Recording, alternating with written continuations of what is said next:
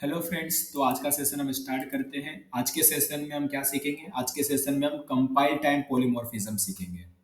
तो last session में, last video में हमने पॉलीमॉर्फिज्म देखा था, मेथड ओवरराइडिंग देखा था एंड रन टाइम पॉलीमॉर्फिज्म को समझा था कि पॉलीमॉर्फिज्म क्या होता है, मेथड ओवरराइडिंग क्या होता है, रन टाइम पॉलीमॉर्फिज्म क्या होता है। अभी क्या करेंगे, पॉलीमॉर्फिज्म का ही जो टॉपिक है आगे बढ़ाएंगे और कंपाइल टाइम पॉलीमॉर्फिज्म समझेंगे कि कंपाइल टाइम पॉलीमॉर्फिज्म क्या होता है। चलो स्टार्ट करते हैं इस सेशन को, मेरे साथ बने रहिए। अभी कंपाइल टाइम पॉलीमॉर्फिज्म के लिए हमको क्या चाहिए? हमको मेथड ओवरलोडिंग को समझना जरूरी है। तो सबसे पहले हम क्या करेंगे, मेथड ओवरलोडिंग को समझेंगे, उसके बाद हम कंपाइल टाइम पॉलीमॉर्फिज्म को समझेंगे।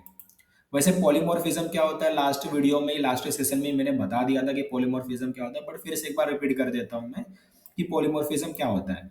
पॉलीमॉर्फिज्म का मतलब होता है मेनी फॉर्म्स और many ways to do a same task, मतलब एक काम को करने के एक से ज्यादा तरीके, या फिर बोल सकते हो मेनी ऑप्शंस और मेनी पॉसिबिलिटीज मेनी चांसेस। मतलब बहुत सारे ऑप्शंस है तुम्हारे पास, पॉसिबिलिटीज है, चांसेस है तुम्हारे पास, तो ये हमारा होता है पॉलीमॉर्फिज्म। और पॉलीमॉर्फिज्म दो टाइप के होते हैं। रन टाइम पॉलीमॉर्फिज्म जिसमें मेथड ओवरराइडिंग लगता है, second one compile time polymorphism जिसमें मेथड ओवरलोडिंग लगता है, जो हम आज सीखने वाले हैं। तो चलते हैं मेथड ओवरलोडिंग सीखते हैं कि मेथड ओवरलोडिंग क्या होता है। तो मेथड ओवरलोडिंग को बताने के लिए मैं क्या करता हूँ, पहले एक क्लास बना लेता हूँ। तो मैंने एक एडिशन नाम का एक क्लास बना लिया। अभी सी प्लस प्लस में क्या करते हैं, क्लास को सेमीकोलन से बंद करते हैं और इसमें पब्लिक सेक्शन चालू करता हूँ मैं। ये पब्लिक सेक्शन मैंने चालू कर दिया। अब इसमें मैं कुछ फंक्शन बनाता हूँ, तो मैं बनाता हूँ वॉइड ऐड। इसमें मैं क्या रखता हूँ, दो पैरामीटर रखता हूँ, इंट ए इंट बी। तो इसमें मैंने दो पैरामीटर रखा। अब ये क्या करता है, कुछ प्रिंट करता है। क्या प्रिंट करता है? C out. इसमें लिखेंगे addition of a and b. तो ए एंड बी का एडिशन प्रिंट करवाएंगे यहाँ पर हम लोग, ए प्लस बी।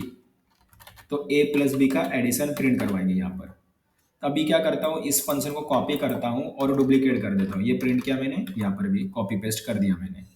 अभी मैं क्या करूँगा, यहाँ पर मैं तीन पैरामीटर बना लूंगा। यहाँ पर सी बना लिया मैंने, और मैं यहाँ पर क्या करूँगा, थोड़ा सा मैं चेंजेस करूँगा, a comma b comma and c. तो addition of a b and c, यहाँ पर ये चीज़ होगी। अभी नीचे क्या करूँगा, यहाँ पर मैं बना लूँगा सी, देन बना लूँगा डी। और मैं यहाँ पर क्या करूँगा, थोड़ा बहुत चेंजेस करूँगा।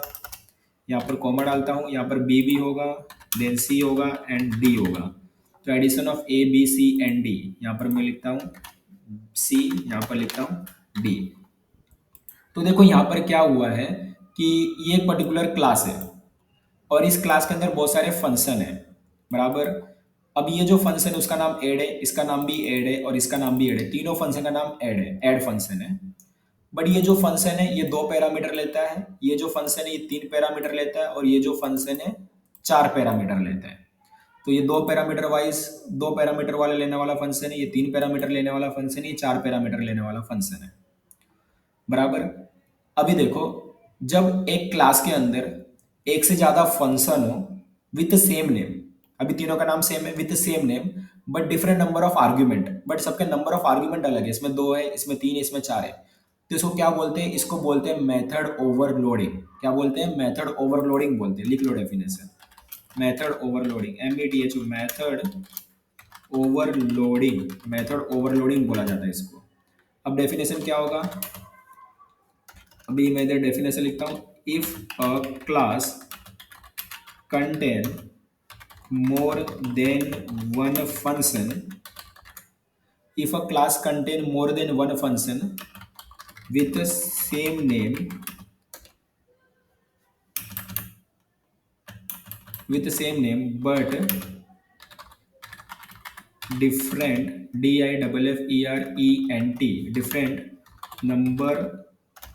different number of parameters, parameters is called method overloading.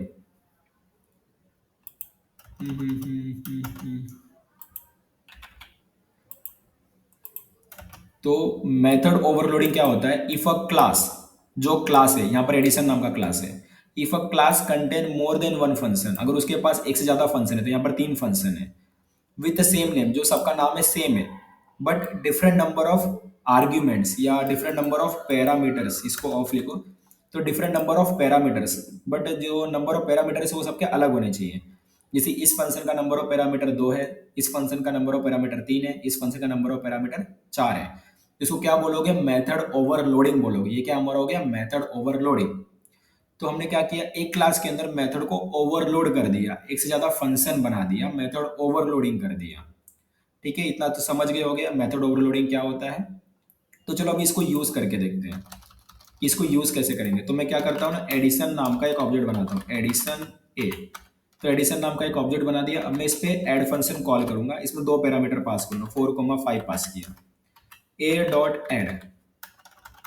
अभी मैं इसमें रन भी करके दिखाता हूँ। तो समझो मैंने एडिशन का जो ऑब्जेक्ट बनाया उस पर ऐड फंक्शन कॉल किया और दो पैरामीटर पास किया। तो इस फंक्शन के लिए कौन सा वाला फंक्शन चलेगा? ये तीनों में से। तो सिंपल सी बात है, यहाँ पर दो पैरामीटर है तो ये वाला फंक्शन चलेगा। जरा मैं रन करके दिखा देता हूँ। तो यहाँ पर देखो addition of a and b 9 आ गया है, सिंपल सा ये फंक्शन चला था। तो समझो मुझे तीन पैरामीटर वाला कॉल करना है, तो मैं लिखूंगा ए डॉट एड फोर, तीन पैरामीटर इधर मैं पास करूंगा तो तीन पैरामीटर वाला फंक्शन कॉल होगा। अगर मुझे चार पैरामीटर वाला कॉल करना है तो ए डॉट एड 4,5,6,7, तो मैं चार पैरामीटर पास करूंगा तो क्या होगा? चार पैरामीटर वाला जो फंक्शन है वो चलेगा, बराबर। तो जब मैंने दो पैरामीटर पास किया तो दो पैरामीटर वाला फंक्शन चला, तीन पैरामीटर पास किया तो तीन पैरामीटर वाला फंक्शन चला, चार पैरामीटर पास किया तो चार पैरामीटर वाला फंक्शन चला। सिंपल सी बात है ये तो देखो इसमें क्या होता है। तो अब मेथड ओवरलोडिंग तो समझ गए हो, अभी समझा देता हूँ कंपाइल टाइम पॉलीमॉर्फिज्म क्या होता है। तो जब तुमने एडिशन नाम का एक ऑब्जेक्ट बनाया और उस पर जब तुमने ऐड कॉल किया, देखो अभी तीनों का नाम तो सेम है, ऐड ऐड ऐड, ठीक है, तीनों का नाम तो सेम है। बट देखो जब तुम दो पैरामीटर पास कर रहे हो, दो पैरामीटर पास करोगे तो ये वाला फंक्शन चलेगा, तीन पैरामीटर पास करोगे तो ये वाला फंक्शन चलेगा, चार पैरामीटर पास करोगे तो ये वाला फंक्शन चलेगा। तो ये जो डिसीजन है वो कब लिया जा रहा है? कंपाइल टाइम पे लिया जा रहा है कि कौन सा फंक्शन चलने वाला है, कंपाइल टाइम। अब ये कंपाइल टाइम क्या होता है? देखो प्रोग्राम को रन करने से पहले जो टाइम होता है ना उसको कंपाइल टाइम बोलते हैं। मतलब समझो जब तुम प्रोग्राम को रन करते हो, रन बटन पे क्लिक किए, तो रन बटन पे क्लिक होने पर डायरेक्टली रन नहीं होता, बहुत सारी चीजें होती है। लाइक जो भी तुमने कोड लिखा वो चेक होता है कि तुम्हारा जो कोड है वो करेक्ट है क्या, सिंटेक्स करेक्ट है क्या, बराबर, बहुत सारी चीजें चेक होती हैं, डायरेक्टली कोड रन नहीं होता, समझ रहे हो। तो रन होने से पहले जो समय होता है उसको कंपाइल टाइम बोलते हैं। और ये जो डिसीजन है कि कौन सा फंक्शन चलेगा वो कंपाइल टाइम पे ले लिया जाता है, इसलिए इसको कंपाइल टाइम पॉलीमॉर्फिज्म कहते हैं, समझ रहे हो। अभी देखो सिंपल सी बात है। तो जैसे कि मैंने पहले ही बताया था मेथड ओवरलोडिंग। अभी मेथड ओवरलोडिंग क्या होता है वो हमने किया कि एक क्लास बना लो, उसमें बहुत सारा फंक्शन बना लो, सबका जो नाम है सेम रखो, बट नंबर ऑफ पैरामीटर अलग रखो। तो इसको क्या बोलते हैं? कंपाइल टाइम, इसको बोलते हैं मेथड ओवरलोडिंग। एक क्लास बना लिया, उसे बहुत सारा फंक्शन बना दिया, सबका नाम सेम रखा, बट नंबर ऑफ पैरामीटर सबका अलग रखा, इसमें दो रखा, इसमें तीन रखा, इसमें चार रखा, इसको बोलोगे मेथड ओवरलोडिंग। अभी देखो मेथड ओवरलोडिंग की वजह से क्या हो गया, तुमने एडिशन नाम का एक ऑब्जेक्ट बनाया और उस पर ऐड फंक्शन कॉल किया। अभी तीनों का नाम तो ऐड ऐड ऐड ही है, तीनों का नाम सेम है। बट समझो मुझे ये वाला फंक्शन कॉल करना है तो मैं दो पैरामीटर पास करूंगा, ये फंक्शन कॉल करना है तो तीन पास करूंगा, और ये वाला कॉल करना है तो चार पास करूंगा। तो ये सिंपल है ना कि अगर हम दो पास कर रहे हैं तो दो पैरामीटर वाला फंक्शन कॉल हो रहा है, तीन पास कर रहे हैं तो तीन पैरामीटर वाला फंक्शन कॉल हो रहा है, चार पास कर रहे हैं तो चार पैरामीटर वाला फंक्शन कॉल हो रहा है। तो based on number of parameters ये फंक्शन डिसाइड हो जा रहा है कि कौन सा फंक्शन कॉल होने वाला है। तो ये कब डिसाइड हो रहा है? कंपाइल टाइम पे डिसाइड हो रहा है, मतलब जो अपना प्रोग्राम है रन होने से पहले डिसाइड हो रहा है। तो दो टाइम होता है, एक होता है रन टाइम, एक होता है कंपाइल टाइम। मतलब जब तुम प्रोग्राम को रन करते हो, जब प्रोग्राम रन हो रहा है तो उस समय उसको बोलते हैं रन टाइम, पर रन होने से पहले जो टाइम होता है उसको बोलते हैं कंपाइल टाइम। तो ये जो डिसीजन है कि कौन सा फंक्शन चलेगा वो कब लिया जा रहा है? कंपाइल टाइम पे लिया जा रहा है, मतलब प्रोग्राम रन होने से पहले ये लिया जा रहा है कि कौन सा फंक्शन कॉल होने वाला है, इसलिए इसको कंपाइल टाइम पॉलीमॉर्फिज्म कहते हैं। और कंपाइल टाइम पॉलीमॉर्फिज्म होने के लिए मेथड ओवरलोडिंग का होना जरूरी है, जैसे कि मैंने पहले ही बताया था। कंपाइल टाइम पॉलीमॉर्फिज्म होने के लिए मेथड ओवरलोडिंग का होना जरूरी है। लास्ट टाइम हमने क्या देखा था? पॉलीमॉर्फिज्म में रन टाइम पॉलीमॉर्फिज्म, और रन टाइम पॉलीमॉर्फिज्म होने के लिए मेथड ओवरराइडिंग चाहिए, और मेथड ओवरराइडिंग होने के लिए इनहेरिटेंस चाहिए, बराबर। इसी तरीके से कंपाइल टाइम पॉलीमॉर्फिज्म होने के लिए मेथड ओवरलोडिंग होना जरूरी है। तो मेथड ओवरलोडिंग समझ गए।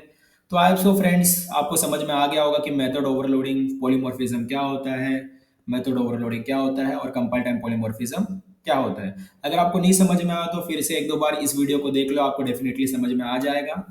तो आई सो फ्रेंड आपको समझ में आ गया हो। अभी जो कोड है मैं आपके साथ शेयर कर दूंगा, मेरा जो गिटहब रेपो है, यहाँ पर मैं जाता हूँ, एक फाइल बना लेता हूँ, ये जो मेरा कोड है मैं इधर डाल देता हूँ, ये आपको कोड मिल जाएगा और इस फाइल का नाम मैं लिख देता हूँ compile time polymorphism, compile time polymorphism PHISM.CPP।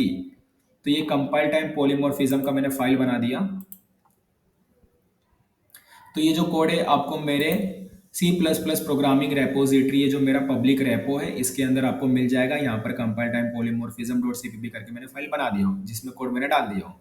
तो आपको कोड चाहिए रहेगा तो आप इधर आके इसको यूज़ कर सकते हो, शेयर कर सकते हो, इसको स्टार भी मार्क कर सकते हो। ओके फ्रेंड्स, तो आई सो आपको मज़ा आ रहा हो ये C++ प्रोग्रामिंग मास्टरी के प्लेलिस्ट में। अगर मज़ा आ रहा हो फ्रेंड्स तो वो मेरी एक हेल्प कर दो कि ये जो प्लेलिस्ट है अपने जो तुम्हारे कॉलेज का ग्रुप है वहाँ पर शेयर करो, अपने फ्रेंड्स के साथ शेयर करो कि उनका भी जो है फ़ायदा हो पाए, वो भी C++ प्रोग्रामिंग मास्टरी प्लेलिस्ट का फ़ायदा उठा पाए, उनको भी उनका भी जो C++ से रिलेटेड जो कंसेप्ट है उनका भी क्लियर हो जाए।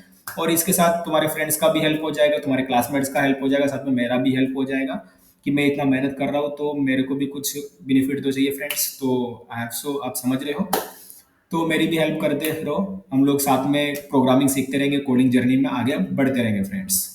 तो आप सो आपको मज़ा आया हो इस प्लेलिस्ट में, या फिर ये जो वीडियो था हमारा, ये जो सेशन था इसमें मज़ा आया आपको सीखने में। इसी तरीके से मैं अच्छा वीडियो बनाता रहूँगा और आपको सिखाता रहूँगा, हम लोग साथ में कोडिंग सीखते रहेंगे। तो मिलते हैं फ्रेंड्स नेक्स्ट वीडियो में, तब तक के लिए बाय फ्रेंड्स, प्रैक्टिस करते रहो, बाय फ्रेंड्स।